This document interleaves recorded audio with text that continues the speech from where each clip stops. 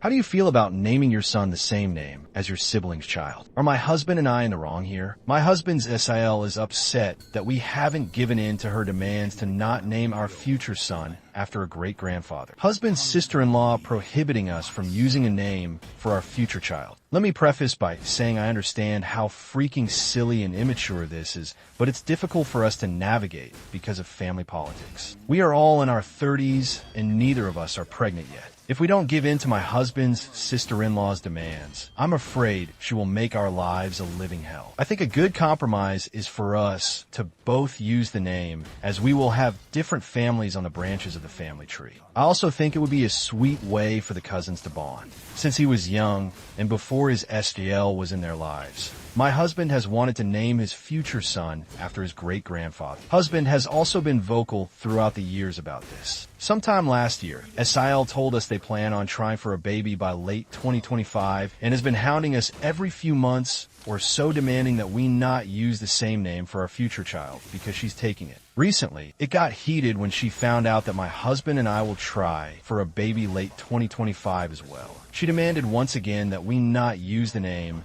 and threatened my husband to resent him forever and hinted that she will prevent us from seeing her and her kids. This statement upset my husband very much because it also implies the possibility of her destroying his relationship with his younger brother. I asked if it's a possibility for us to compromise by naming both our sons the same, and she flatly said, no, LOL. During the argument, she strangely ignored / did not acknowledge that my husband had talked about the baby name before she joined the family. My husband's brother acknowledged this. SGL was never friendly to me since the day we first met, and her outburst towards my husband was the last straw. My husband plans on having a talk with him sometime soon, but I am ready to protect myself from her narcissism after witnessing her disrespect toward my husband, and I want to name our son the same whether she is the first to conceive or not.